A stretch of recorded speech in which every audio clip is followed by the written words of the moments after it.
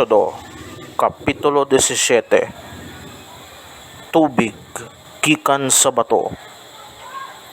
Ang tanan nga mga pumuluyo sang Israel naghalin sa disyerto sang Sin, nga nagapadayon sa ila pagpanglakaton, kag nagapundo-pundo, kag nagahimo sang ila kampamento sa mga duog, suno sa ginsugo sang Ginoo.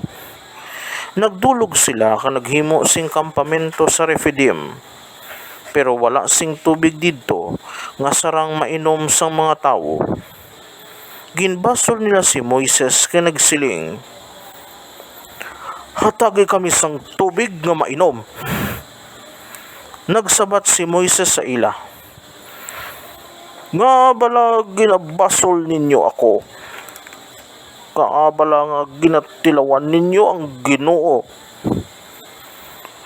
Pero nauhaw gid ang mga tawo, kag nagreklamo sila bato kay Moises. Nagsiling sila, "Nga gindala mo kami pagwa sa Ehipto. Agud bala magkalamatay kami? Ang amon mga kabataan, kag ang amon mga kahayupan sa kauhaw?" Si Moises nagpangamuyo sing hugot gid sa Ginoo, kag nagsiling, "Ano bala ang akon pagahimuon sa sini nga mga tawo? Daw batuhonan nila ako." Ang Ginoo nagsiling kay Moises, "Dalha ang iban nga mga pangulo sang Israel, kag mag-una kamo sa mga tawo. Dalha ang imo sungkod nga imo anay ginhampak sa suba, kag maglakat. Magauna ako sa imo didto, kag magatindog sa luyo sang bato sa Horeb. Hampaka ang bato, kag magagwa ang tubig nga pagaimnon sang mga tawo." Ginhimo ini ni Moises sa atubangan sa mga pangulo sang Israel. Ang duog ginhingalanan Masa kag Meriba, kay ang mga Israelinhon nagbasol ka nagtilaw sa Ginoo sang ila pagsiling, "Yara bala ang Ginoo kaupod naton? O kun wala?"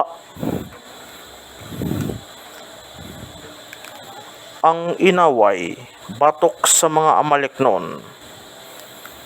Ang mga Amaleknon nag-abot ka nagsalakay sa mga Israelinhon sa Refidim. Si Moises nagsiling kay Josue, "Magpili ka sing mga tawo, kag maglakat buwas sa pagpakig-away sa mga Amaleknon. Magatindog ako sa ibabaw sang bakulod, kag magauyat sang sungkod nga ginhatag sang Dios sa akon." Gintuman ni Josue ang ginsiling ni Moises sa iya, kag nagwa sila sa pagpakig-away sa mga Amaleknon. Samtang si Moises, si Aaron kag si Hur nagtaklad sa bakulod.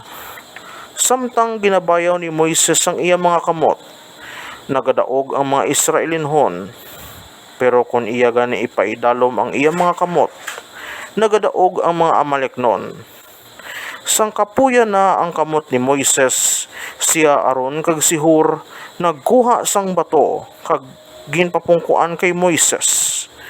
Samtang nagatindog sila sa luyo niya, kag ginabayaw nila ang iya kamot.